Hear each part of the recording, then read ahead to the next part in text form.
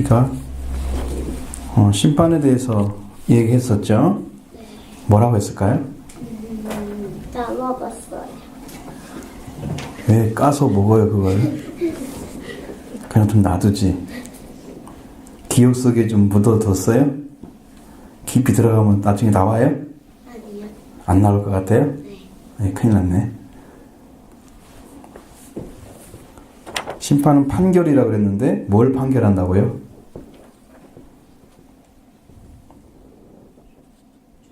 응? 사람.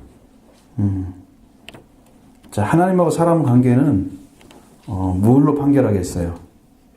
자, 사람하고 하나님하고 판결을 하는 거야. 이게 이제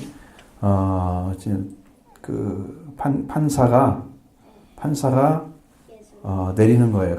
그 결정을.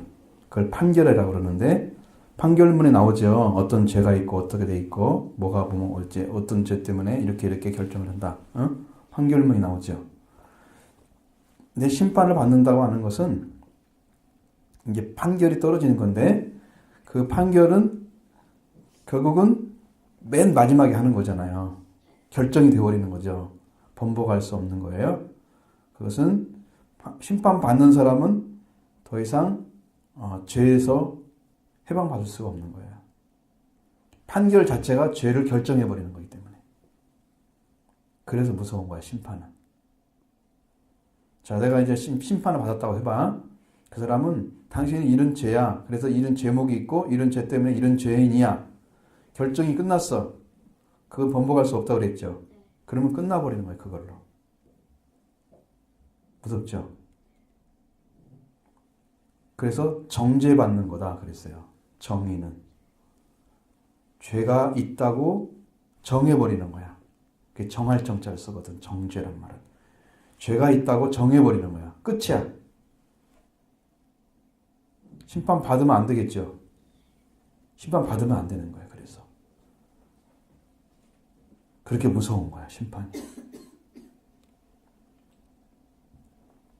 예수님은 이 땅을 심판하러 오신 게 아니고 구원하러 오셨다고 성경은 말씀하죠. 예수님은 심판하러 오신 게 아니에요. 구원하러 오십니다. 근데 예수님이 심판자가 되시는데 예수님은 지금 옛날 예수님 당시 오셨을 때 2000년 전에 예수님 오셨을 때 심판자로 오신 게 아니에요. 예수님은 구원자로 오셨어요. 근데 예수님 심판을 해도 옳은 것은 뭐냐면 예수님은 자기가 마음대로 생각해서 이게 옳다 그렇다 이렇게 판결하는 분이 아니라는 거죠. 듣는 대로 심판한다 그랬어요. 듣는 대로. 그럼 누가 들려줄까요? 그렇죠. 아버지가 예수님을 보내주시고 그 말씀을 주시는 분도 아버지 하나님이세요. 그때 예수님이 하는 판결은 옳은 거예요. 아버지의 뜻대로 하기 때문에. 내가 보이는 대로, 내 눈에 보이는 대로 그렇게 판단하는 게 아니야. 자, 우리가 인간이기 때문에 우리는 본 눈에 한계가 있죠. 자, 난 이 안에 있는 것만 보는데 이 안에 있는 것도 저 밑에 바닥에 떨어지는 거 안 보여. 가려져 있어가지고. 다 못 보죠. 그러면 사람의 마음 속에는 어떻게 알 수 있어요? 우리가 다 볼 수 있어요, 없어요? 못 보죠. 모르는 게 더 많아. 우리가 보는 대로 판단하면. 근데 하나님은 영이시잖아요.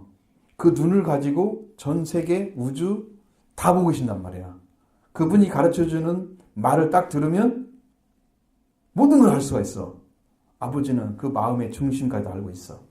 병서가 지금 무슨 생각으로 하나님 예배 드리는가 하나님 지금 다 체크해놨어. 하늘에 가면. 말씀을 듣는지 다 알고 있어, 하나님은. 명서가 하나님을 믿으려고 하는 거구나. 말씀을 바로 듣고 순종하려고 하네. 그 하나님 다 알고 계신다니까. 안 보는 우리는 모르잖아. 명서가 무슨 마음을 갖고 하는지를. 모사님 잘 몰라. 근데요. 하나님 눈이 엑스레이예요. 근데 다 통과하면 다 알아버려. 그냥 싹 스치면 해도 착 보여버려. 그냥 보기만 하면 통과해요? 아니 그냥 아니야. 계속 보고 계셔. 통과가 아니라. 그럼요. 엑스레이. 계속 찍히고 있어 지금. 그럼 눈이 엑스레이. 마음이 아니 하나님은 눈 이런 얘기 하면 안 돼. 하나님은 눈 가지고 계실 분이 아니야. 그럼 하나님은 온몸이 눈이야. 다 보실 수 있어. 그럼 몸이 엑스레이네요. 아니지. 사람 마음을 다 읽는다니까. 우리 몸에 뭐 엑스레이 찍으려고 하는 게 아니고 마음을 하나님 보신다는 게 마음을. 마음이 결정이 되잖아. 그럼 하나님을 믿을지 안 믿을지 마음이 결정하지. 그 다음에 마음으로 결정한 것을 행동으로 옮기는 거야. 그 옮겨서 마음으로 결정하거나 행동하는 것에 도움을 주는 존재가 머리란 말이야. 머리. 기억력. 어떤 생각을 가지고 정리되어 있는 그 있잖아. 속에 들어있는 그 지식들 있지. 그걸 사용하는 거야. 마음이. 그래서 결정을 하는 거야. 그럼 사고방식이 잘못됐다. 생각을 잘못한다 그러면 기억이 잘못되어 있는 거야. 그걸 고쳐줘야 돼. 그래서 하나님 말씀으로 정결하게 깨끗하게 씻어버리고 옛 생각을 씻어버리고 하나님 말씀에 새로운 기억을 넣어주면 우리는 바른 생활을 살 수 있어. 하나님 것을 안 갖고 옛날 생각 그대로 가지고 있으면서 마음으로 하나님을 사랑한다 그러면 이 옛날의 기억은 그대로 있는데 마음은 다른 걸 가지고 있잖아. 이게 일치를 못 이루는 거야. 그러니까 때를 따라서는 막 욕하다가 또 좋은 말 하다가 응? 막 이런 짓 하는 거야. 사람이. 기억이 안 지워지는 거야. 그러니까 하나님은 우리의 기억까지 깨끗하기를 원하셔. 기억까지. 지식까지 정결함을 주기를 원하셔. 그렇지 않으면 변하지 않아. 사람이. 그러니까 말씀으로 변화되면 지식도 바뀌어. 그 옛날 기억들은 다 사라져. 내가 이 땅에 뭐고 살았다 그것이 사라지는 게 아니라 성경을 알긴 알았는데 잘못된 지식. 내가 잘못 알아서 성경을. 그런 것들은 싹 지워져 버려. 목사님도 그걸 한번 받았어요. 그래서 옛날에 성경 해석했던 것들이 다 사라졌어요.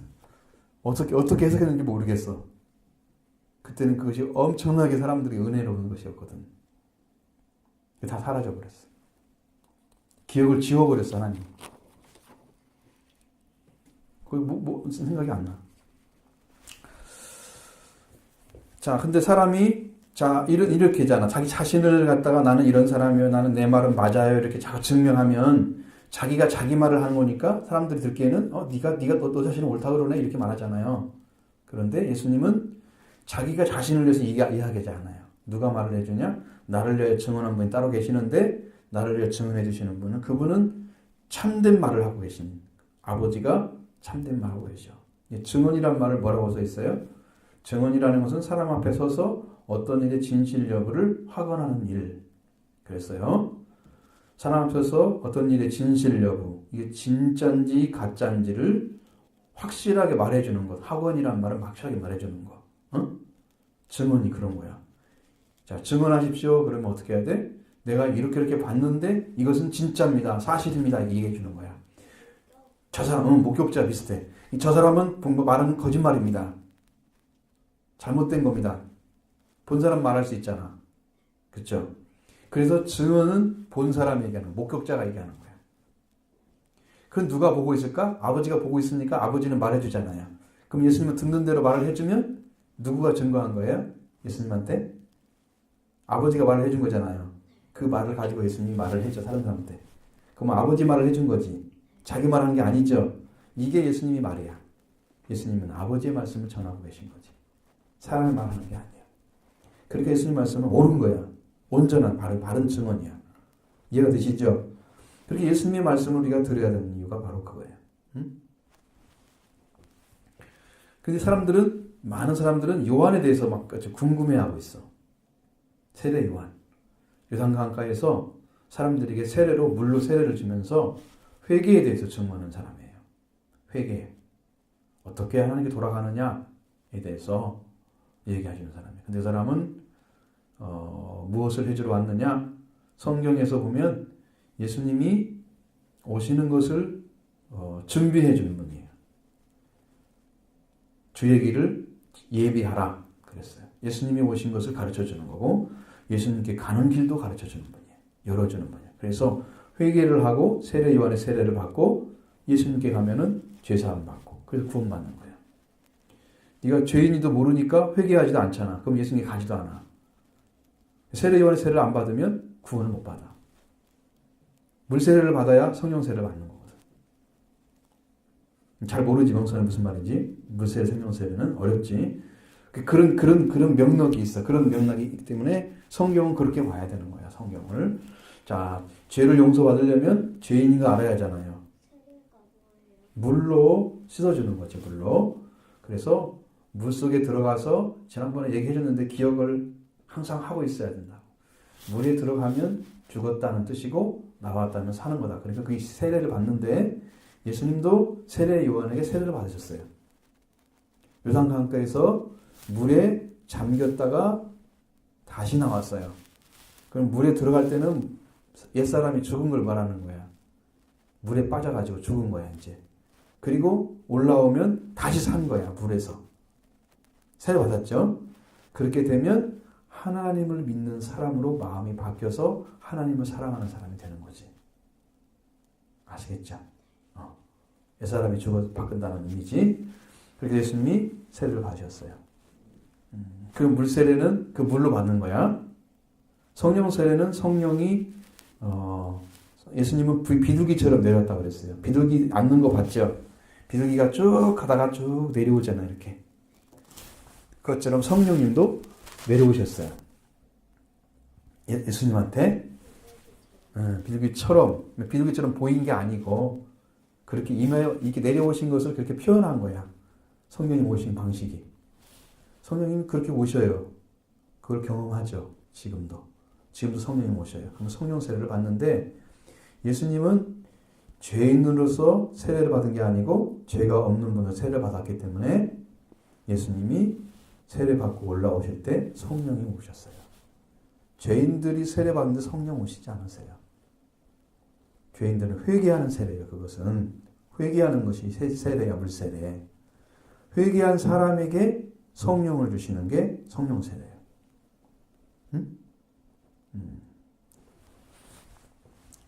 그래 물세례를 준 세례 요한한테 사람들이 이제 말씀을 많이 들었어요. 그렇지만 그는 물로 세례를 줄 때 진리에 대해서 증언했다 그랬어요. 자, 예수님이 하나님의 아들이고 너희들은 예수님으로 인해서 구원받은 하나님의 자녀들이다. 그것이 진리라는 거예요. 그래서 많은 사람들이 하나님을 소개하니까 그리고 예수님을 소개하니까 사람들이 요한의 말을 듣고 예수님을 믿는 사람들이 생겼단 말이에요. 그게 세례 요한이 할 일이야. 근데 요한이 그 얘기를 했다고 요한이 진짜 메시아인 줄 알아. 하나님 보내신 아들인 줄 알아. 그러지 않아요. 사람들이 그걸 보고 알면은 그 세례 요한이 증언이 잘못된 것이지. 그렇게 되면. 왜냐하면 진짜 구원할 분은 예수님밖에 없어요. 예수님 외에는 구원할 사람이 없어요. 예수님이 하나님 보낸 분 아들이기 때문에 요한은 그 하나님 보낸 아들을 증거하라고 보내준 분이야. 이 사람이 그 사람이다 이렇게. 그러니까 세례 요한이 구원 줄 사람 아니죠. 누구한테 가야 돼요? 세례 요한 세례를 받고도 예수님한테 가야 구원받죠. 그러니까 세례를 받고 예수님께 가야 되는 거예요. 그래야 구원을 받는 거예요. 근데 하나님께 돌아가는 길이 무엇인지 가르쳐 줬어요. 그 마음을 돌이켜서 하나님께 돌아가는 길을 가르쳐 준 사람이 세례 요한이다. 응?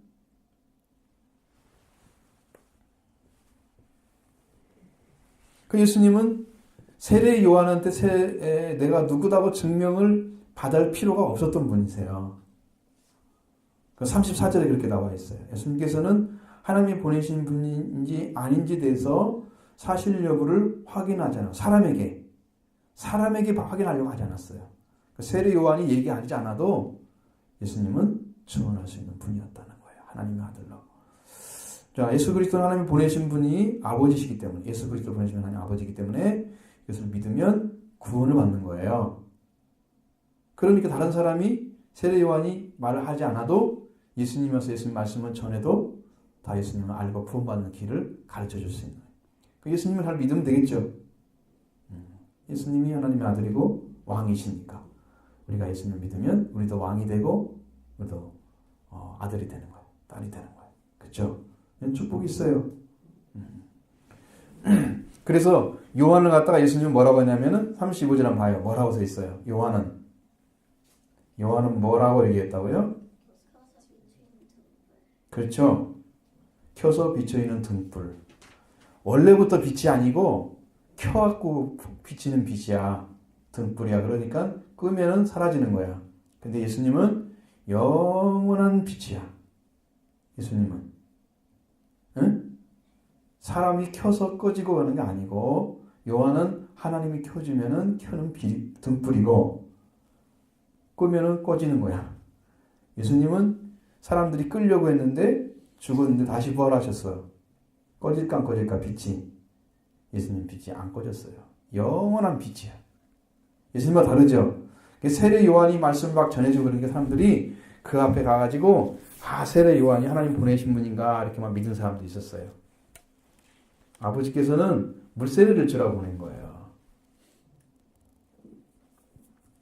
하나님의 소식을 전해준데 누가복음 1장에 보면 세례 요한이 어떻게 태어났는가 나와 있어요. 그게 보면은 사가랴 요한의 아버지예요. 세례 요한의 아버지 누구라고요? 사가랴. 사가랴가 아버지인데 사가랴가 아들이 없었어요. 엄마는 엘리사벳. 그래서 기도를 했는데 하나님이 기도를 응답해 주셨어요. 아빠 그 예배 볼 때 같이 들어. 기억나죠?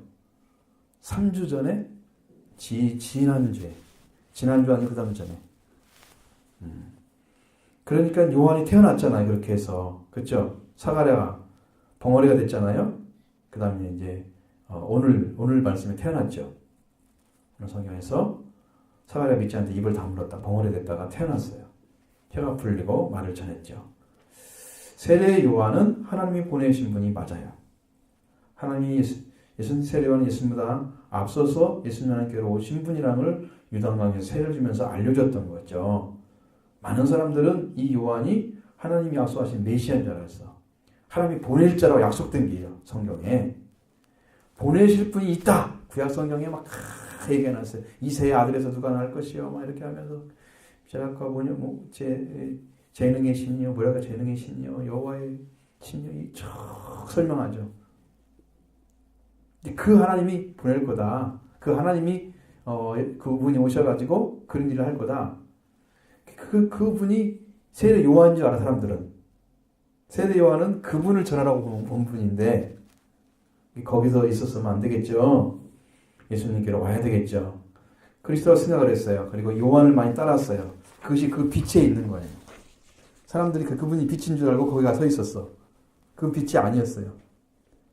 켜서 비추는 등불이었어요.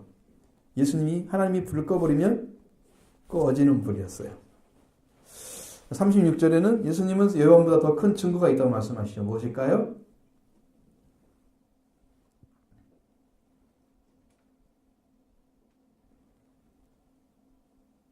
아버지께서 예수님 통해서 하는 일이 뭘까요? 역사란 말은 일이야. 아버지께서 내게 주셔서 이루게 하시는 역사라 그랬죠. 주시는 이루게 하시는 일, 그 뭘까? 내가 하는 그 일은 아버지께서 나를 보내신 것을 나를 위하여 증언하시는 것이요. 또한 나를 보내신 아버지께서 친히 나를 위하여 증언하셨느니라. 너희는 아무 때도 그 음성을 듣지 못하고 그 음성을 보지 못하였는데 그 말씀이 너희 속에 거하지 아니하니 이는 그가 보내신 일을 믿지 아니함이라. 자, 이게 좀 어려운 말인데 어렵지만 참 해보면 굉장히 쉬운 말이에요. 잘 봐요. 무슨 말인가?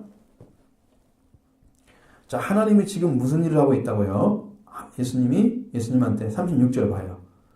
요한보다 더 큰 증거가 있다고 그랬죠. 하나님, 아버지는 하나님이시죠. 하나님께서 내게 주사, 예수님한테 주셔서 이루게 하시는 일이 뭐냐면 내가 하는 그 일이 아버지께서 나를 보내신 것을 나를 위하여 증언하는 것이다 그랬어요. 그러면 예수님이 오신 것은 누가 보낸 거예요?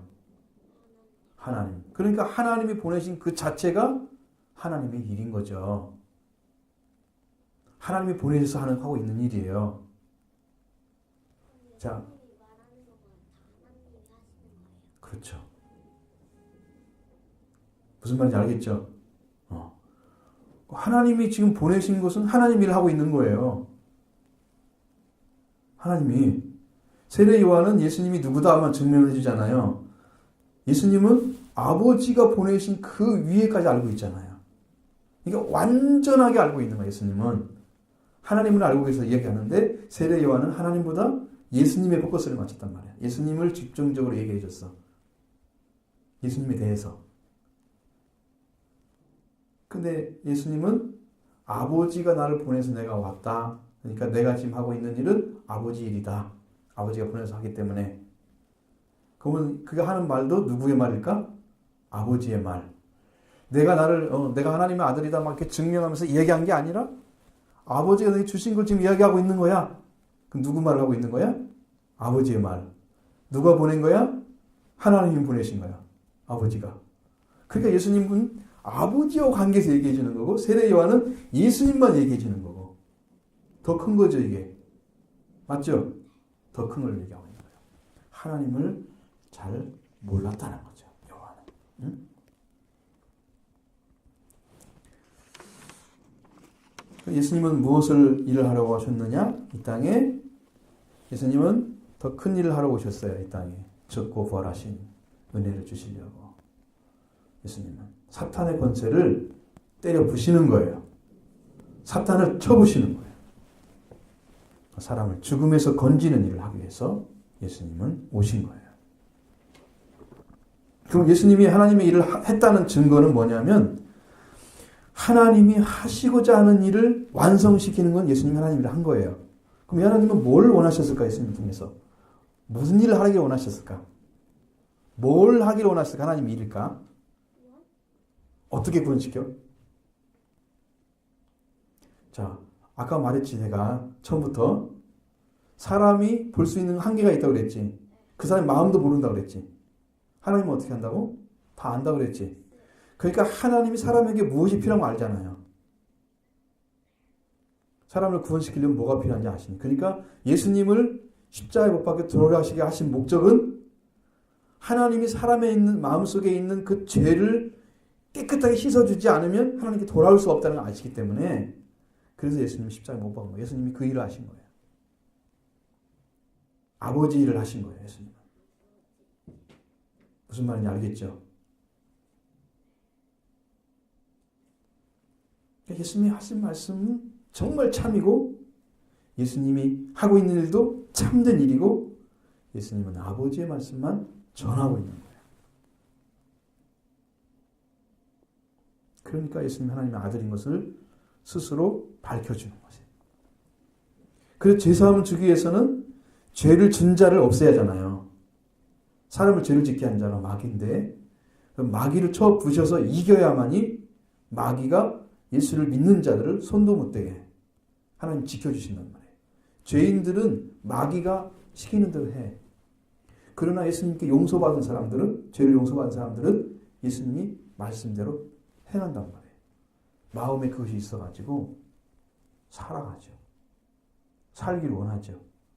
순종하기 원하죠. 그러니까 그런 사람을 잡고 있는 거지. 예수님 믿고 죄 용서받은 사람. 예수님 때문에 예수님의 부활로 인해서 하나님의 아들, 딸로 부활된 사람. 하나님은 아버지인지 누군지 몰랐던 사람이 이제 하나님은 아버지라 부르는 사람이 됐어. 그게 부활된 사람이에요. 영적으로. 그 누구의 은혜일까? 예수님의 부활한 은혜야 그것이. 예수님이 부활하기 때문에 우리가 그 말을 할 수가 있어. 근데 구약에서 아버지라 불러도 예수님 없이는 아버지라 부를 수가 없는 거죠. 구약에서도 아버지가 예수님이 계셨어요. 그래서 하나님을 믿는 사람들 그들도 다 예수님의 은혜로 구원받은 거예요. 구약에도 다 동일하게 이렇게 오셔서 직접 죄를 사함받는 일은 이제 예수님 오셔서 하셨지만 그 전에 다 하셨어요. 자, 예수님이 뭘 증거하냐? 37절에 뭘 증거할까요? 하나님께서 하시는 증언이 참이다 이렇게 말하고 있어요. 자, 예수님은 하나님이 하신 일을 하는 것이 예수님이 보내신 증언이에요. 이게 참된 증언이에요. 어렵죠? 이 말이 진짜 어렵죠? 자, 그래서 그래. 하나님이 세상을 이처럼 사랑하사 독생자를 주셨으니 그 말이 무슨 말이에요? 이 말을 이해 못하면 이 말과 똑같은 거거든. 그럼 동일하게 이해를 못하는 거야. 무슨 말이에요? 하나님이 세상을 사랑하사 이처럼 사랑하사 독생자를 주셨으니. 하나님 사랑과 예수님의 오심이 어떻게 사랑이에요? 하나님이 사람들을 사랑하셔가지고 예수님을 보내서 사람들을 구원하고. 그러면 예수님 믿으면 구원 받는다는 걸 알아요? 그러면 예수님을 믿으면서 하나님의 사랑을 확인할 수 있을까요? 뭐가 예수님을 믿는데 이게 하나님의 사랑이다 이렇게 어떻게 알 수 있을까요? 예수님 오셨어. 그런데 예수님 보내신 그 자체가 하나님은 사랑이라고 말씀하시는 거예요. 응? 아들을 세상에 보내신 그 자체가 하나님의 사랑이래. 도대체 이게 무슨 말이야?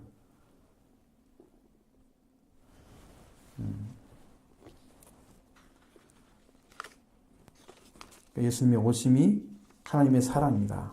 그거죠. 예수님이 오신 것이. 예수님이 오심이 하나님의 사랑으로 알아진 사람은 그 하나님의 사랑을 깨달은 사람이에요. 그러니까 독생자를 믿는 거죠. 예수님은. 정말 하나님 사랑이구나. 이분이 우리를 위해서 오셨구나. 우리를 사랑하셔서 보내신 아버지 아들이고 우리는 그를 믿기만 하면 멸망해야 될 자식이 멸망하지 않고 영원히 살게 해주셨구나. 그러면 내가 뭘 알고 있는 거야? 나는 멸망의 자식인 걸 알고 있는 거야. 멸망의 자식을 살리러 아들을 보내셨구나. 그 사랑을 알게 되면 아들을 보낸 것이 하나님의 사랑을 알 수 있는 거예요. 이해가 안 되죠? 지금 영적인 높이가 너무 높아가지고.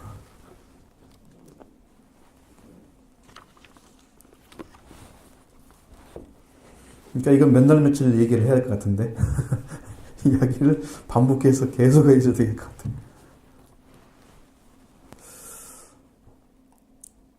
그리고 아버지께서 말씀하시는 것을 예수님이 말씀해 주시는 것, 이게 증언이죠. 그 아버지가 예수님께 말씀하시고 예수님 아버지 말씀하시고, 그러니까 증언이 두 개죠. 올바른 참된 증언은요, 두 가지가 있어야 되는 거예요. 둘 이상의 말을 해줘야 돼요. 하나님 말씀하시고 예수님 말씀하시고, 이 두 번 말씀하시기 때문에 예수님의 증언은 참된 증언인 거예요.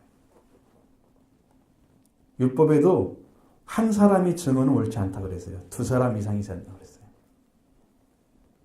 그러니까 하나님의 말씀, 예수님 말씀이 참된 증언이에요.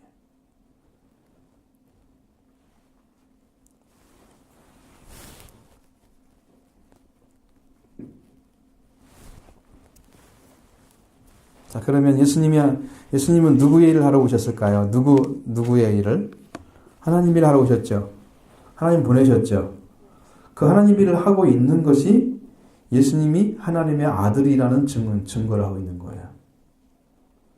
자, 하나님 보냈는데 와가지고 내 마음대로 하고 있다. 누구 일을 하고 있는 거예요? 하나님의 일을 하는 거예요? 자기 일 하는 거죠. 근데 하나님 보냈는데 하나님을 하고 있다. 누가 보낸 거예요, 이건? 하나님 보낸 거예요. 가짜와 진짜가 다르죠. 진짜는 하나님 보낸 대로 순종하는 사람이고, 가짜는 하나님 보내신 거 안 듣고 자기 마음대로 하는 거예요. 똑같은 사람 같은데 달라요. 똑같은 달라요.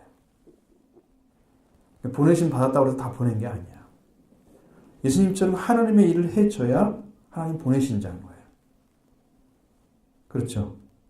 거짓 없이 아주 작은 것, 눈금만큼 아주 작은 것들 것 하나도 거짓 없이 하나님 말씀대로 행해줘요. 그게 진짜인 거예요. 그러니까 흠과 티가 없다고 그러잖아요. 우리 차를 살 때 흠이 없는 거 사잖아요. 그러면 새 차를 가져오면 그 선 하나도 안 그려져 있어요. 누가. 그렇죠? 깨끗하잖아요. 자, 새 그릇을 딱 내서 보면은 깨끗하죠. 정말로 이쁘죠. 그죠? 깨끗해야 돼. 그 예수님은 그렇게 깨끗한 것처럼 하나님의 말씀에 대해서 그렇게 저만한 흠 하나 없이 처음 행했단 말이에요. 그러니까 예수님이 하나님의 아들임을 증거예요. 그걸 확인하는 사람이 없죠. 그래서 모르는 거예요. 지금. 예수님이 아버지를 어떻게 섬기고 어떻게 그 일을 했는지를 모르죠. 그 예수님의 말씀이 참이라고 하는 것을 우리는 듣고 있는 거고, 그러면 증거를 받아야 되겠죠, 여러분도. 받아야 되는 거예요. 그래서 예수님 말씀을 계속 들으면서 뭘 알아야 되냐면, 예수님이 하나님 일을 하고 있구나, 그걸 알아야 돼요. 그걸 찾아내면 여러분은 예수님이 아버지 입장에서 아버지 일만 하고 계신 것을 알 수가 있겠죠? 그러면 하나님이 보내신 자인 걸 증명을 받은 거예요. 성경을 읽을 때 그걸 찾아내야 돼요. 예수님이 지금 누굴 일을 하고 있는지.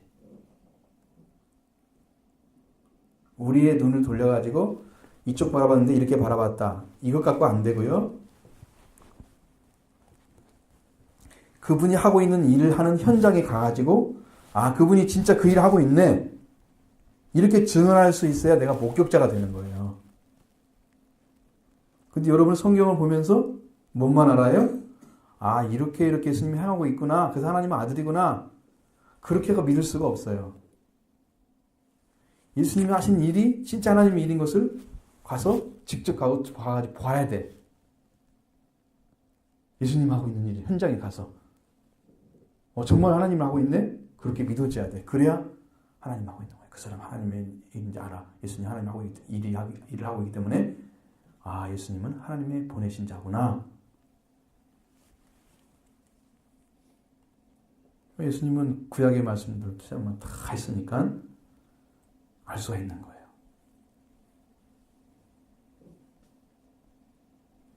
우리 명서는 그냥 어떻게 해야 돼? 하나님이 보내신 그분이 예수님이다 이렇게 믿는 거죠. 그냥 믿고 순종하면 돼요. 알았죠? 그러면 그건 하나님을 할 수 있어요. 응? 하나님 일을 증언받고 있는 거예요. 예수님 말씀은 맞아요. 이렇게 받아들이세요. 그러면 예수님을 받을 수 있는 거예요. 너무 어렵게 바라보면 안 되죠. 응? 자, 기도하겠습니다. 31장 1절부터 13절 말씀입니다. 먼저 1절과 2절 말씀을 보겠습니다. 야곱이 라반의 아들들이 하는 말을 들은즉 야곱이 우리 아버지의 소유를 다 빼앗고 우리 아버지의 소유로 말미암아 이 모든 재물을 모았다 하는지라. 야곱이 라반의 안색을 본즉 자기에게 대하여 전과 같지 아니하니라.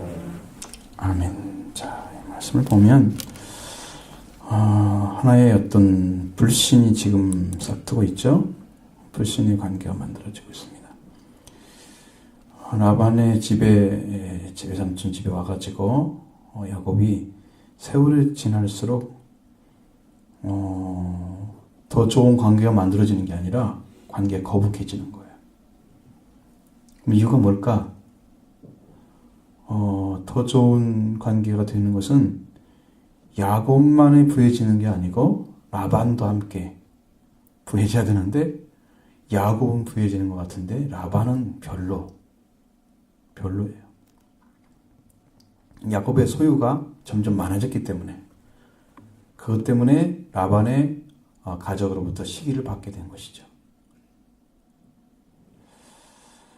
그러니까 쉽게 말하면 하나님이 그 중심에 계시지 않는 인간적인 그런 관계끼리 인간과 인간끼리 맺어진 관계는 항상 타산적이다. 그 타산이 오게 되면 분열이 온다 것입니다. 하나님과 함께 계시면 우리들의 마음에는 그 물질 하나 때문에 싸우고 이것 때문에 이것 이렇게 되고 그렇게 싸우지를 않아죠. 생명관계가 만들어지는 거예요. 생명관계. 그러니까 하나님과 함께하지 않는 관계에 들어가면 타산이 오게 되는 거예요. 타산은 물질과 관계되어 있어요. 이 사고가 물질화 된 거죠. 이 사람과 나하고 관계도 물질적 관계 때문에 맺어진 거. 이 사람이 도움이 안 되면 떠날 수도 있습니다. 그거예요. 그래서 하나님과 관계가 세워지지 않은 사람이 물질을 많이 갖게 되면 타산적으로 다 변하죠. 계산을 하는 거예요. 이것도 투자하면 얼마나 할 건가, 얼마나 될 건가, 이런 것들을 가장 잘 알죠. 나를 바치고 내 생명 바쳐서 사랑의 관계가 만들어져서 그 안에 생명이, 하나님의 생명의 역사가 일어나면 다단적인 그런 관계가 초월되는 거예요. 그래서 영적인 핏줄로 들어갑니다. 가정을 그렇게 이끌어가야 돼요. 하나님의 중심이 되는 인간관계, 그렇게 되는 거예요. 여러분이 세월이 지나가면 그게 이루어지는 걸 보십시오. 시간이 지나면서 분명하게 하나님 중심으로 자녀들이 돌아오고 내 가족, 부부가 돌아가고 그런 관계가 이루어지는 것을 확인하셔야 돼요. 시간이 많이 흘렀는데 우리는 비슷해. 변하지 않았어, 하나도. 뭔지 모르겠어. 이건 오리무정이야. 지금 질서 못 찾은 거예요. 하나님 중심으로 안 돌아왔기 때문에 생활의 방식이 물질된 사고, 물질적인 사고, 바벨론이죠. 물질에 의해서 평가하고, 물질에 의해서 조건화품이 결정되고, 가치가 결정되는 그런 사고를 가지면 그것은 물질적 사고에 젖어 있는 사람들이에요. 안에 생명의 역사는 일어나지 않습니다. 생명은 안 일어납니다. 우리가 창세기 2장에서 공부를 해보면 그 부부관계가 어때요? 뼈와 살의 관계잖아요. 그러니까 핏줄의 관계란 말이죠. 우리 인류는 핏줄의 관계가 있습니다. 그래서 핏줄의 관계 속에서 생명을 얻고 거룩한 존재로 살게 만들어져 있습니다. 창조되어 있습니다. 그게 창조의 근원입니다. 부모 자식이나 아니면 형제 간에도 타인 관계가 돼요.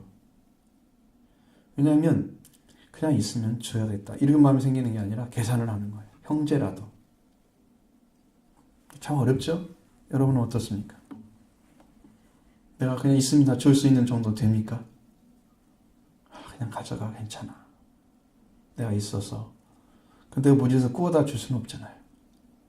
응? 그렇게 할 수는 없지만 있어서 줄 수 있다면 주는 거예요.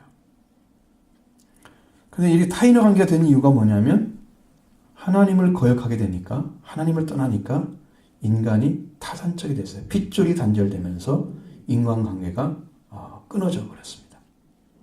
하나님 관계를 잃어버린 거예요. 원래의 이 자리가 아니로 바꿔진 거죠. 그러면서 네 생각이 다르고 말할 것도 없이 하나님 생각은 너무 다르죠. 하나님 말씀이 없으니까 끊어졌기 때문에 하나님 말씀이 없고 인간과 인간의 관계도 달라. 생각이 달라. 그러니까 깨지는 거예요. 그러면서 타산으로 들어가는 것입니다. 이 세계는, 이 세상은 타산의 관계입니다. 인류 역사가 타산의 관계예요. 경제, 외교 뭐 다 타산의 관계예요. 우리나라 이익이 되면 그쪽도 이익이 되어야 하는 거죠. 이익이 안 되는데 우리한테 퍼줄 리가 없어요. 나중에 다 뺏어가요, 그거. 그렇게 돼 있어요. 야곱과 라반이 그 만남에서 하나님의 중심이, 하나님이 중심이 된 관계로 시작됐다면 얼마나 좋겠습니까? 골육 친척의 관계로 시작됐잖아요. 야곱이 먼저 자기의 노력과 방법과 자기 중심의 생각에 의해서 라반을 가정에 들어와서 생활을 하죠. 라반도 똑같은 마음으로 야곱을 대하고 있어요. 이런 관계는 세월이 지나가면 지날수록 질리는 거예요, 서로. 관계가 멀어져. 세월이 흘러갈수록 더 타단적이 돼서 분쟁을 일으키는 쪽으로 방향이 돌아가는 거예요. 그러니까 삶이라는 것은 뭐냐? 생명관계에 돌아오지 않으면 내가 저 사람 위해 쓴 것이 아까워. 저 사람은 투자해봤자 돈 나올 데도 없는데 받지도 못하겠어. 괜히 준 것 같아. 그런 생각을 했다고 하는 생명을 물질로, 가치로 따지는 죄를 범하는 거예요. 천하를 바꾸도 바꿀 수 없는 생명이라 그러는데 하나님은 우리는 세상에 물질 조금 가지고 그거 가지고 저 사람은 평가하고 죽이고 살리고 하는, 얼마나 교만한지 몰라요, 인간. 그래서 저는 그런 생각 안 하려고 생각합니다. 그냥 줬으면 준 거고 받으면 받는 거고. 그 사람은 그 사람 잘 살면 더 좋고. 누구든지 다 그렇게 좀 됐으면 좋겠어. 타산에서 떠나서 생명관계로 돌아와야 됩니다. 예수 그리스도 인해서 우리가 하나님 아버지의 핏줄 관계가 부활되어 있습니다. 우리가 스스로 할 수 있는 게 없어요. 하나님 관계 부활시키려고 어떤 노력을 해도 안 됩니다. 예수님이 오시면 됩니다. 여러분 안에 예수님이 와 계시면 타인의 관계는 사라져버립니다. 하나님이 계심으로써 모든 사람이 생명관계가 되는 거예요. 그러니까 그 중심에 계신 분이 예수님이잖아요. 사도신경을 쭉 외워보면 창조자 하나님을 믿는다고 고백하죠. 그 다음에 우리 주 예수 그리스도를 믿사오니, 그러면서 예수님에 대한 얘기가 쭉 하면서 재림까지 나와요. 초림부터 재림까지. 죽고 부활하심부터 시작해서, 그렇죠? 승천하시고 재림까지 나오죠. 그 다음에 성령을 믿으면서 성령에 의해서 교회가 탄생된 이야기를 쭉 하죠. 성령을 믿으며, 그렇죠? 거룩한 공교회와 교회가 만들어지잖아요. 교회 탄생은 뭘 믿느냐? 죄의 문제, 그렇죠? 부활의 문제, 영성의 문제, 이 문제를 해결을 믿는다고 고백하는 게 이게 지금 사도신경이잖아요. 그러니까 그 교회가 탄생돼서 예수 그리스도가 중심이 된 그 교회 안에 성령이 임해서 성령으로 말미암아 태어난 교회가 서로 교제하고 성도의 교제가 이루어지고 서로 공교회 하나의 형제 관계잖아요. 탄생하잖아요. 그 여러분 사도신조를 잘 보십시오. 그 내용을 잘 담고 있어요. 잘 담고 있습니다. 교회가 어떻게 탄생했는가? 성령으로 탄생한 거죠. 그럼 예수 그리스도가 없이는 안 되죠.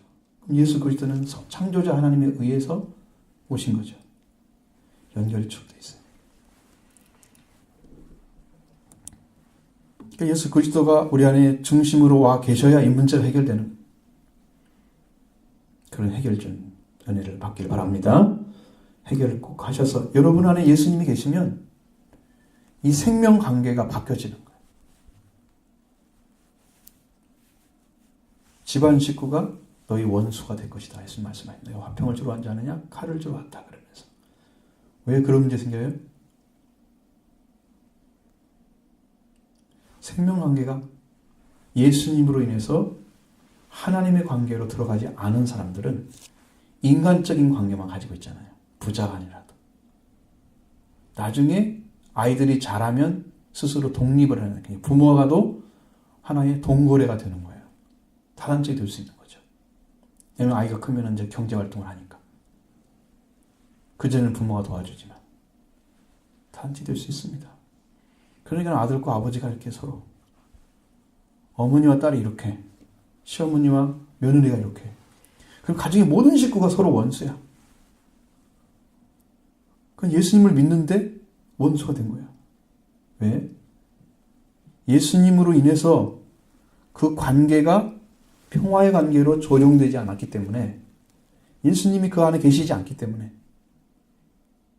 그래서 그 문제가 해결되기 전까지는 원수 관계로 모든 거예요. 예수님이 그 가정에 평화가 되어버리면 칼은 걷어갈 것입니다. 원수는 사라지죠. 그 관계가 안 만들어진 가정에는 항상 그것이 그런 거예요. 이게 지금 물질 관계도 되어 있고요. 그 다음에 세대 차이도 나잖아요. 딸과 며느리, 며느리는 시어머니, 어머니의 관계에서 세대 차이 나잖아요. 아버지, 아들, 세대 차이 나잖아요. 이 세대 차이는 안 되다가 인간적인 다산이 들어가서 인간적인 관계 안에 그걸 조정하려고 합니다. 안 되는 거죠. 싸움이 일어나는 거예요. 거기 안에 예수님이 계시면 됩니다. 예수님이 소금처럼 계시면 다 녹아져서 같은 맛을 나게 하는 것이에요.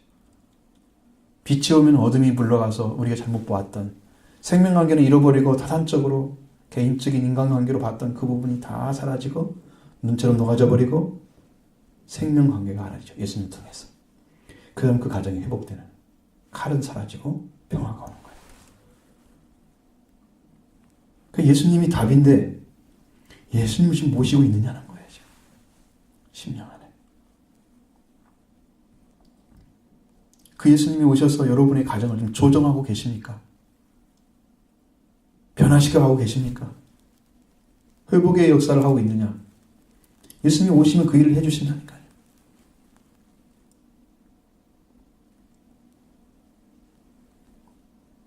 그래서 칼을 주러 왔다고 하는 예수님 말씀이 이해가 돼요. 타인의 관계가 만들어지기 때문에. 우리는 관계 속에 태어났습니다. 부모와 관계 속에 자녀가 태어났죠. 부부 관계 속에서. 부부 관계 속에 태어난 자녀는 아버지와 부모와 자녀 관계가 이루어지잖아요. 다 관계 속에 살고 있는 거예요. 그러니까 아버지 하나님, 예수 그리스도에서 아버지 하나님이 핏줄 관계에 들어가면 우리는 하나님 관계가 부활된 자녀잖아요. 그 관계 속에 살면 타인이 아니에요. 핏줄 관계가 혈통이에요. 하나님의 자녀로. 혈통 관계가 이루어진 사람만 아버지를 아버지라 부를 수 있는 거예요. 자녀가 아닌 사람은 아버지라고 부르면 이상하잖아요. 부르는 건 자유라고 하더라도 아버지는 응답할 의무가 없는 거죠.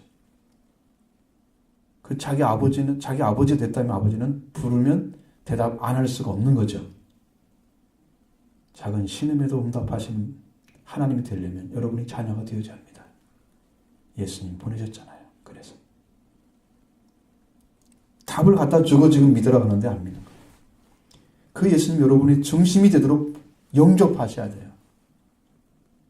찾으십시오. 주님 내 안에 내 주인 되어 주십시오. 내 가정에, 내 삶에, 내 인생에, 내 가정 사업에 주인이 되어 주십시오. 영접하시길 바랍니다. 그래야 그 문제가 싹 해결되고 인간적인 그런 관계도 다 조정하고 주님이 원하시는 방법대로 여러분을 일시킬 거예요. 그것을 여러분 분명하게 아시고 사셔야 돼요. 거기가 신앙의 핵심이 들어있어요. 그래서 우리가 하나님 안에 생명 가진 사람끼리 더 교제를 하게 되면 그 안에 풍성한 은혜가 임하여 오십니다. 하나님의 사랑이 서로 알아지면서 막 가슴이 뜨거워져요. 느껴져요. 그것이. 금세 느껴지고. 한 핏줄이기 때문에. 하나님의 핏줄이라는, 여러분 핏줄은 땡긴단 말 있죠? 분명히 땡겨집니다. 영적인 핏줄은 더 땡겨져요. 그냥 알아요. 금방 막 끌려가요. 얼마나 사랑스러운지. 생명의 핏줄의 느낌을 딱 받으면 내 형제다 이거보다 훨씬 높아요. 영적인 핏줄이 더 높아요. 그러니까 하늘 나가면 육신의 핏줄로 안 이어져요. 하나님 나라랑 영적인 핏줄만 이어져 있어요. 그러니까 가면 하나님은 아버지고 모든 자는 형제자매예요. 아브라함도 우리 형님 가면 형님이라 할 거예요. 아니 형님이라고 부르지도 않을 거예요. 형제 이렇게 부를 것입니다. 일찍 태어났을 뿐이지 우리 지구의 나이와는 상관없는 거니까. 영원한 나라기 때문에. 다 형제자매가 되는 것입니다. 이렇게 거룩한 핏줄로 번성하는 자가 되어져서 그 안에 하나님의 핏줄이 되어 있어야 야곱과 라반이 하나의 관계를 하고 있는데 이건 타산적인 관계만 가지고 있는 사람들은. 그러니까 서로 이렇게 보면은 거북해. 저 사람 우리 재산 빼앗은 사람이야. 그러면서 싫어해. 라반의 아들들이.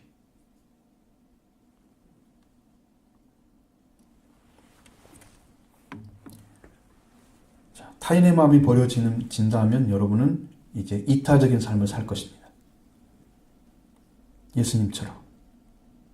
예수님의 삶이 이타적인 삶인데 그것은 내가 저 사람에게 주어도 아깝지 않기 때문에 하는 거예요. 예수님이 이 땅에 생명을 주러 오셨습니다. 자기 목숨을 대속물로 주려 오셨어요. 그 마음속에 아까웠던 마음이 있다면 내 생명 바쳐서 내가 할 필요가 뭐가 있어? 이렇게 타산적인 마음이 있었다면 예수님 안 하실 것입니다. 아버지도 행하지 못하죠. 예수님은 내가 주어도 아깝지 않아. 내 목숨 바쳐서 내 형제를 살려야지. 예수님은 아깝지 않으셨어요. 목숨이.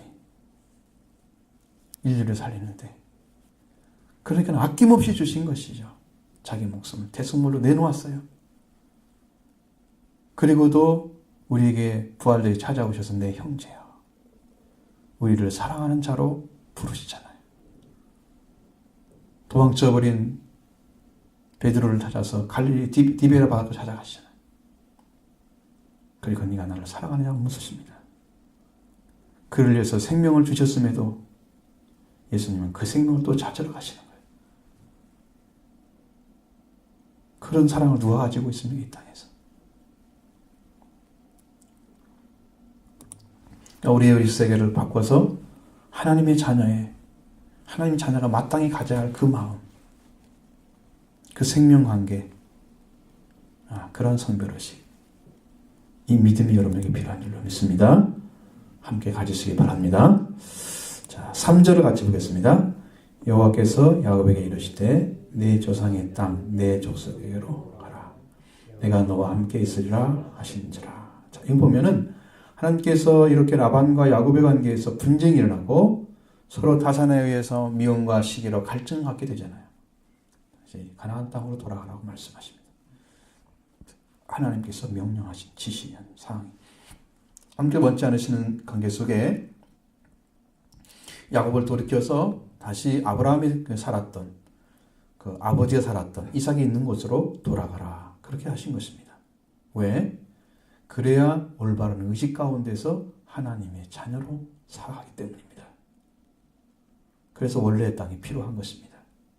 아버지의 마음으로 살았던 곳 이삭이, 그리고 아브라함이 살았던 그곳 헤브론에서 다시 인생의 길을 걸어야 하기 때문입니다. 명령하십니다. 문제는 야곱의 생각이 있죠. 야곱이 어떤 생각을 가지고 하나님 말씀을 대하느냐 그렇습니다. 4절 5절 같이 보겠습니다.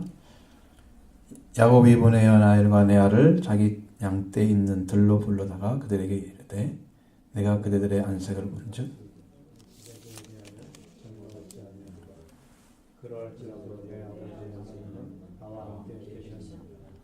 아멘. 이 말씀을 듣고 야곱이 이렇게 가잖아요. 라반의 가정에서 그렇게 열심히 봉사했는데 만족하지 못했다는 거예요. 자기에 대한 태도가 정말 같지 않다. 그러면서 그의 아내인 레아와 라헬에게 이렇게 말을 하죠. 그리고 의 삼촌 라반의 마음이 세월이 갈수록 그에게 멀어져 간다는 것도 말을 해주죠. 그러나 하나님께서는 나와 함께 계셨노라고 말하고 있습니다. 다 버려도 하나님은 안 버렸어요. 라반의 식구는 버려도 하나님은 안 버렸습니다. 왠지 아시죠? 약속의 자녀이기 때문입니다. 약속을 받았기 때문에.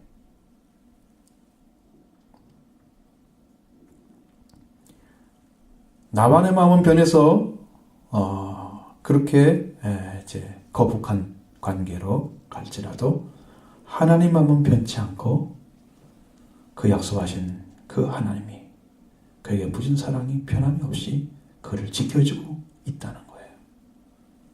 야곱은 그걸 알았습니다. 왜? 3절에서 말씀하시잖아요. 돌아가라고. 내 아버지로 돌아가라고. 자기가 어떻게 할지 모르는 지금 상황이지 않습니까? 그죠? 있자니 부끄럽고 어떻게 해야지? 갈까? 지금 이런 결정되지 않은 상황을 하나님은 말씀하셔서 가라고 하죠. 자, 인간의 관계가 아무리 좋아도 나중에 변할 수도 있습니다. 세월이 가면 약해지고 서로 대립하는 결과를 가져올 수도 있습니다. 여러분들이 졸업한 여러분의 동기들을 만나보시면 그때 참 순수했던 그 친구들이 어딘가 모르게 다른 세계로 가 있는 걸 느끼잖아요. 왜 이렇게 너 많이 바뀌었냐? 이렇게 많이 변했네? 너 그런 사람이 아니었잖아. 그러죠? 다른 사람이 돼 있어요. 완전히 다른 사람이. 많이 바뀐 사람들은 통하지 않을 정도 바뀌어 있어요. 저 금박한 사람은 그래도 알 수가 있잖아요. 이 사고가 완전히 바뀐 사람들 많아요. 세월이 흘러가면 안 만났다고. 다른 사람 관계에서 이제 그 자기의 삶이 이렇게 많이 변화된 거죠. 그렇게 되는 것입니다. 그러나 우리가 아버지 하나님 향하사 우리 아버지 하나님께서 우리에 향하신 그 사랑은 변화하지 않는다는 거예요. 여러분, 언약이라는 것은 그렇게 중요합니다. 내가 너를 지키기로 약속했기 때문에 하나님은 언약을 변치 않는다고 했습니다. 시건치 않으시며 변하지 않으시며 하나님은 변하지 않는 언약을 주셨기 때문에 그에 대한 사랑도 여전히 동일합니다. 그것이 헤세드라는 구약적인 의미에서 인자, 긍휼, 그것이 바로 그 사랑이에요.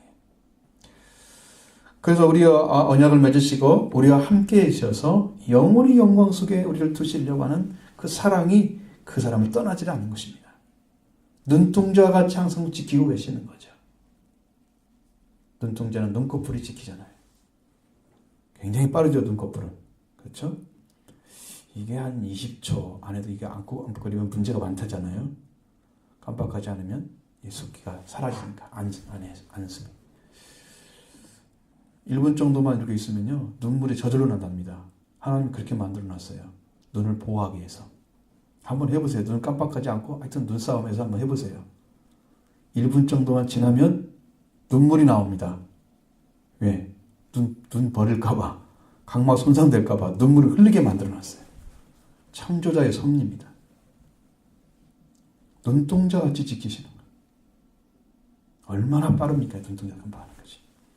여러분을 그렇게 바라고 계신 하나님께서 졸지도 않고 주무시지 않으시고 언약 맺은 이스라엘에게 말씀하신 거예요. 그것이 우리는 너무 감사한 일이에요. 오늘 여러분 하나님을 의지한다면 여러분은 의지할 게 없지만 하나님은 의지할 수 있습니다.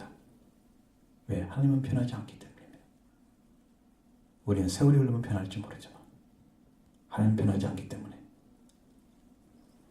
인간은 변하다 하나님은 변하지 않아요. 왜? 하나님은 시간은 알파와 오메가이기 때문에 이 땅의 삶이 아니에요. 변하지 않으십니다. 인간을 의지할 때는 실망할 수밖에 없지만 하나님을 의지하면 절대로 실망하지 않습니다. 결과는 반대로 바뀌어주시는 거예요. 항상. 전화위복이 되죠? 여러분의 일생에 삶이 변화될 것입니다. 분명한 은혜를 가져다 줄 거예요. 그를 의지한 자에게 상을 주시는 것입니다. 상을 주시는 것. 야곱도 인간과 깊을수록 갈등과 그리고 괴로움이 더하는 것을 알고 인간의 불진실한 것을 알게 됐을 것입니다. 마음에서. 아내도 많고 자녀도 많이 태어났잖아요.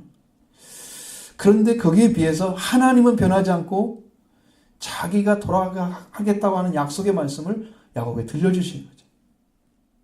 이것을 들었을 때 야곱은 하나님의 진실성을 알았을 것입니다. 저분은 변하지 않는 분이시다. 그러니까 다 변해서도 변하지 않고 지키신 분이라고 이렇게 자기 부인들에게 얘기하잖아요. 그걸 발견하죠. 6절로 9절의 말씀 읽겠습니다. 그들도 알거니와 내가 힘을 다하여 그대들의 아버지를 섬겼거늘 그대들 아버지가 나를 속여 품삯을 10번이나 변경하였느니라. 그러나 하나님이 그를 막으사 나를 해치지 못하게 하셨으니 그가 이르시기를 점이 있는 것은 네 싹이 되리라 하면 온 양떼가 나은 것은 점이 있는 것이요 또 얼룩무늬 있는 것이 네 싹이 되리라 하면 온 양떼가 낳은 것이 얼룩무늬 있는 것이니. 하나님이 이같이 그대들 아버지의 가축을 빼앗아 내게 주셨느니라. 자, 이 말씀 보십시오. 라반은 시시때때로 변해서 약속한 품삯을 10번이나 바꿨다고 그럽니다. 이거 하겠다 저거 하겠다 계속 인간적으로 바꾸는 거죠. 하나님께서는 야곱에 대한 그 사랑이 변하지 않으셔서 하나님께 의지할 때마다 하나님께서 이렇게 바꿔주셨다. 실망하는 것이 아니라 하나님이 이렇게 바꿔주셨다. 점 있는 것이 네 싹이 되리라고 이렇게 번역을 하면 온 양떼 낳은 것이 점 있는 것이 되고 얼룩무늬 있는 것만 가져가라. 네 싹이 될 것이다. 이렇게 하면 양떼가 남는 것이 얼룩무늬 됐다. 그러니까 하나님이 그대들의 아버지의 짐승을 빼서 내주셨다. 왜? 아버지가 불신실한 분이란 말이죠. 그 아버지 잘못된 것을 하나님은 올바로 세워주신 분이다. 싹선 받는 게 정상이잖아요. 그런데 이렇게 정해가지고 그 양떼를 이렇게 하면 이렇게 하겠다. 그러면 하나님이 그 양떼를 낳게 해주는 거예요. 그건 하나님의 섭리 가운데 있는 거죠. 그렇습니다. 네, 이렇게 핏줄의 관계 안에 들어가면 하나님이 그 일을 행해 주십니다. 그러니까 야곱은 이렇게 평가를 하는 거예요. 자신이 라반의 것을 뺏어서 그런 게 아니라는 거죠. 라반으로 인해서 부해진 게 아니라는 것이요. 하나님께서 이렇게 나에게 싹스를 주셔서 하나님으로 인해서 부자가 되었다라고 얘기하는 것입니다. 결단코 그들에게 내 것을 이제 정당하게 얻은 것이지 라반의 것을 뺏어서 내가 부자 된 거 아니다. 이 고백을 하면 그것은 하나님을 인정하는 거죠. 하나님을 인정하는 것입니다. 자, 그 다음에 10절부터 13절 말씀입니다. 그 양떼가 새끼 뵐 때에 내가 꿈에 들어 눈을 들어보니 양떼를 탄 수량은 다 얼룩무늬 있는 것과 점 있는 것과 아롱진 것이었더라. 꿈에 하나님의 사자가 내게 말씀하시기를 야곱아 이리로 내가 대답하기를 여기나이다 하니 이르시되 네 눈을 들어 보라 양떼를 탄 순장은 다 얼룩무늬 있는 것, 점 있는 것과 아롱진 것이니라. 라반이 네게 행한 모든 것을 내가 보았노라. 나는 베델의 하나님이라 내가 거기서 기둥에 눈을 붓고 거기서 내게 서원하였으니 지금 일어나 이곳을 떠나서 내 출생지로 돌아가라 하셨느니라. 아멘. 자, 양과 염소를 얼룩무늬 있는 것, 점 있는 것, 아롱진 것, 이게 태어나게 하신 것은 하나님의 가축 사용법이었습니다. 하나님의 지혜예요. 하나님 항상 필요할 때마다 지혜 주시고 인도해 주시고 필요할 때마다 힘을 주시는 하나님과 함께 해주시는 그런 분이었다는 것을 증명해 주고 있는 거예요. 오늘 우리에게도 하나님이 함께 하시는 증거들이 나타나야 돼요. 삶의 증거들이. 우리와 함께 해 주고 계시는데 우리도 이런 문제가 있으면 이 문제를 하나님이 해결해 주셔서 이렇게 선으로 바꿔주는 거예요. 상대는 악을 행하려고 하잖아요. 하나님은 그걸 선으로 바꿔주는 거예요. 하나님의 능력입니다. 우리가 스스로 지혜나 지식으로 뭐 되는 게 아니고 하나님께서 주는 거죠. 하나님이 역사해 주는 거예요. 우리가 우리 생활을 살펴보면 사실은 인간의 노력을 얻는 게 아닙니다. 우리가 알지 못하는 사이에 하나님께서 우리 안에 오셔서 일을 한 것이라는 거예요. 그것이 하나님이 직접 볼 수 있는 정도로 눈으로 온 사람들이 이렇게 축복된 길을 보여주는 거예요. 길을 걸은 사람들이에요. 그러니까 그 신앙 갖기도 어려워요. 제 욥의 신앙을 보니까 욥은 나중에 뭐가 이루어졌느냐? 욥은 이전에 인간적인 열정을 가진 믿음의 사람이잖아요. 그래서 아들들을 위해서 제사 드리고 막 이렇게 열심히 거짓 없이 하나님을 사랑하는 마음을 가졌어요. 그것이 진실하지 않은 게 아닙니다. 그것은 진실하고 그런 거였어요. 하나님께서 순전하고 의로운 욥이라고 말씀하시죠. 그런데 그는 자기 재산을 다 잃고 아이를 잃고 아내는 너도 하나님을 욕하고 죽으라 그렇게 저주하고 떠나가잖아요. 그 친구들이 와서 싸우지만 절대 안 되죠. 욥에게 이 쭉 하는 말들을 보면 결국은 너는 죄를 지어서 이렇게 된 거다 이렇게 얘기합니다. 나는 죄를 진 적이 없다. 자꾸 자기만 변명하죠. 싸우는 거죠. 그러나 그것이 변화된 관계에 들어가는 그 순간에는 자기가 보였습니다. 하나님이 와서 증명해 주니까. 엘리바스 이후에 엘리후 이후에 이제 와서 증명해 주잖아요. 하나님께 직접 말씀하시죠. 창조에 대해서 쭉 합니다. 그럼 너는 어떤 존재냐? 너는 어디 있느냐? 이걸 내가 만들어서 너 봤느냐? 하늘을 펼쳐 네가 그걸 측량해 봤느냐? 도저히 할 말이 없는 거예요. 창조주 앞에 자기 지식을 말한 것이 얼마나 부끄러운지 상상도 못할 정도로 그 마음속에 통회가 일어나기 시작합니다. 결국은 내가 죽게 묻겠사는 주님 말씀하십시오. 주님이 말씀해 주십시오.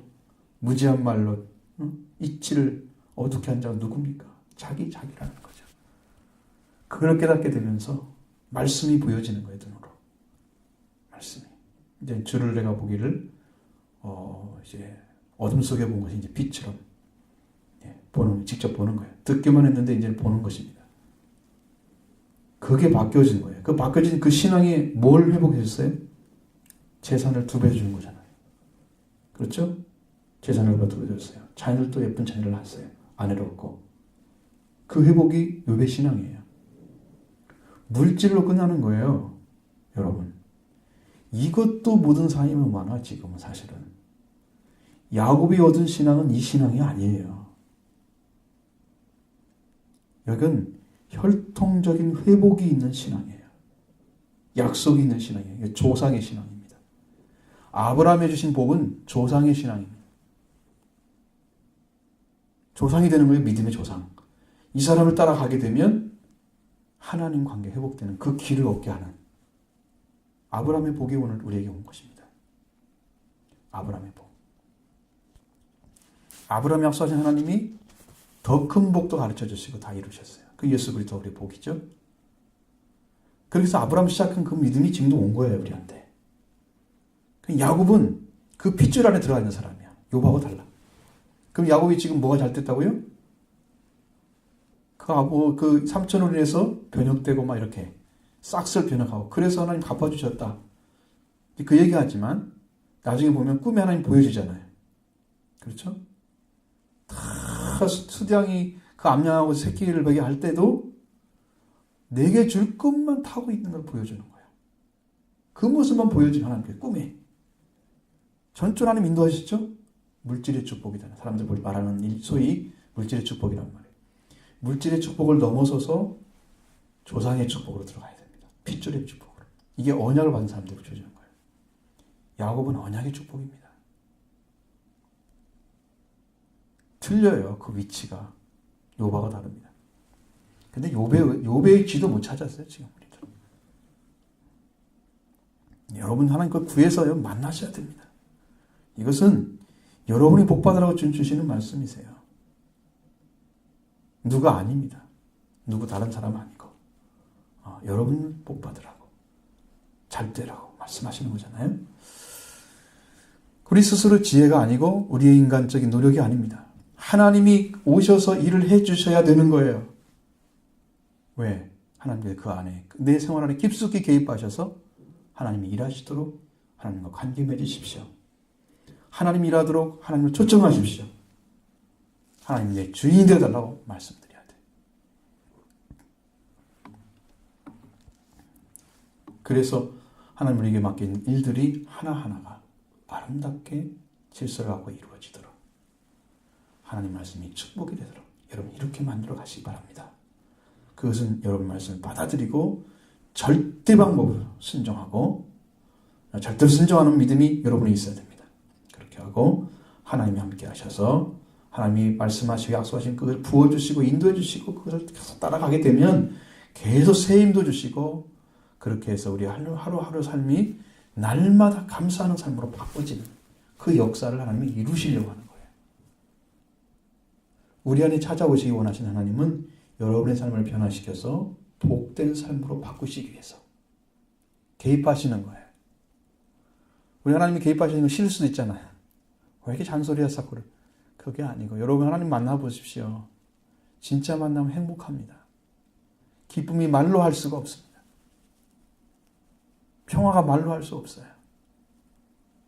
사랑이 막 샘솟잖아요. 사랑이. 그럼 하나님에 대한 사랑뿐만 아니고 생명 사랑도 그렇게 보여져요. 생명이 그렇게 아름답게 보여요. 그러니까 다 덮어야 된다는 거죠. 주님의 사랑이 온 누리에 다 덮을 수 있는 사실은 예수님의 사랑, 하나님의 사랑은 인류를 덮고 있습니다. 지구를 덮고 있어요. 얼마나 큰지. 큰 인류를 다 덮고 계시는 거예요. 그 큰 사랑이 우리한테 임하였다 보면은 우리들도 그 사랑으로 점점 변해가면서 예수님이 말씀하신 것처럼 원수만 사랑하는 게 아니고, 그렇죠? 하나님은 어떻게 사랑하라고 말씀하시나? 네 아버지는 의로운 자와 불의한 자에게 똑같이 피를 내리신다. 선한 자와 악한 자에게 똑같이 햇빛을 주시는, 한 믿는 사람과 믿지 않는 사람을 전혀 구별하지 않고 똑같이 사랑하시는 그 하나님의 온전하신 관계까지 올라가라. 그 사랑으로 들어가라. 그렇게 되는 것이거든요. 이 말씀. 그 위치까지 주님은 하나님은 열어놓으셨거든요. 지금 예수님을 통해서. 그리고 우리가 하나님의 사랑을 우리 안에 들어오시도록 영접하는 일을 하지 않기 때문에 일이 안 이루어지는 거죠. 말씀이 들어오도록 여러분이 초청해야 되는데 그 기도하지 않기 때문에. 하나님 주고 싶어도 못 주는 거예요. 메이드 인 코리아 한국 천국에 써놨다고 그러잖아요. 한국 사람이 만들었단 말이 좀 이상하지만 한국 사람을 위해서 하나님은 준비해놨다가 창고에다 가둬놓는다고 그러잖아요. 웃는 얘기겠죠. 왜? 구하다 말고 그래가지고 주려다가 말고 한국 사람은 주기 차이다. 조금만 하다가 좀 지치면은 그냥 안 들어주시네. 여러분 진실로 기도 2시간 정도만 하면 은혜 내려옵니다. 저는 지금도 경험하고 있고 이전에도 경험했습니다. 해보십시오. 하나님 왜 안 하십니까? 지금 오시는데. 그래서 여러분의 삶이 하나님에 의해서 하나님이 개입하셔서 여러분의 인생을 하나님의 뜻과 방법대로 인도하도록 초청하십시오. 인정을 초청하십시오. 왜 그러면 야곱에게 이런 사태, 그러니까 그 라반과 관계가 이렇게 나빠지도록 그때 하나님이 나타나셔서 말씀하셨을까? 라반과 그런 관계에 있을 때 하나님이 조정하셨을까? 그리고 라반이 10번이나 변역할 가운데 하나님은 그 가운데 계셔서 자기의 걸 다 찾아주시고 하나님이 손해보지 않도록 지켜주시고 야곱이 억지로 얻어낸 것보다도 하나님의 섭리 가운데 얻은 거기 때문에 이것은 잘못된 게 아니잖아요. 왜 그렇게 하셨을까? 하나님이 야곱의 인생에 개입하셨기 때문입니다. 그래서 인도하는 거예요. 그 개입하는 방식은 약속입니다. 언약입니다. 그렇게 해서 인생을 지금 이끌어가고 있기 때문에 그것을 보셔야 돼요. 큰 맥락을 보셔야 돼요. 작은 거 하나로 따지지 마십시오. 하나님은 큰 걸 여러분 주기에 준비하고 있는 거예요. 인생을 통째 들이시면 하나님이 인생을 통째로 여러분을 바꿔주십니다. 여러분 부분적으로 여러분이 순종하면 여러분 부분적으로만 좀 바뀌는 거예요. 통째 들이십시오. 하나님은 우리를 전적으로 사랑하십니다. 전적으로. 어떻게? 자기에 있는 능력을 다 베풀어서 죽은 자도 살리고 생명 가운데 인도하신 아버지 전적인 능력을 사용해서 하는 거예요. 하나님은 그렇게 일하고 계시는데 우리는 믿는 게 내가 믿고 싶은 대로 믿는. 하나님이 나한테 들어오셔서 일하라고 여러분 초청하십시오. 그렇게 믿으셔야 됩니다. 그래 하나님께서 우리를 지켜주시는 그 일이 시작될 것입니다. 야곱은 갈등 많고 괴로움 많은 인생입니다. 그 삶 속에 하나님 지켜주시고 인도하시고 그리고 하나님의 지혜와 보호하심이 그 생활 가운데 있었기 때문에 그래서 야곱은 이제 고백할 수가 있는 거예요. 그리고 문제는 야곱이 그렇게 지켜주신 하나님 앞에는 의지하는 믿음은 있지만 인간관계에서는 타산적인 모습이 많이 보였더라는 거죠. 하나님이 함께하는 하나님의 자녀로서 시작되는 게 아니고 권력 친척으로 시작됐기 때문에 지금 이런 결과로 싸움이 있는 거예요. 근데 그 가운데 하나님이 개입해서 일하고 계신단 말이죠. 이해가 되시죠? 그 환경을 잘 보십시오. 여러분에게 하나님 주고자 하는 말씀은 뭡니까? 바로 하나님께서 여러분의 삶에 들어오시도록 초청하라는 것입니다. 언약의 말씀을 받아서 언약의 자녀로 서십시오. 하나님이 여러분을 지키도록 인도하도록 의지하고 따르시길 바랍니다. 그렇게 해서 하나하나의 삶이 하나님의 인도하심 통해서 내가 형통했노라 말씀하시죠. 시냇가에 심은 나무 되기 바랍니다. 시냇가에 심은 나무는 절대로 목마름이 없는, 아무리 물이 가려도 시냇가에는 물이 거의 안 떨어지거든요. 언젠가 성역 공부할 때 우리 이제 이은영 집사님 그때가 좀 뜨거웠잖아요. 기도를 시켰는데 기도를 하고 나서 그 전에는 말 못하고 그 다음 주에 와가지고 이은영 집사님 나한테 그 얘기하시대. 목사님에서 기도하니까 목사님은 시냇가에 심은 나무라고 그러셨어요. 지금도 기억이 나요. 하나님 말 알고 계시는 거잖아요. 하나님 알고 계시는 거예요. 그 만사가 형통하리라. 그렇죠? 시편 1편 나오잖아요. 형통한 거예요. 여호와의 말씀을 날마다 읽고 묵상하면 형통한 삶이 주로부터 임하시기를 바랍니다.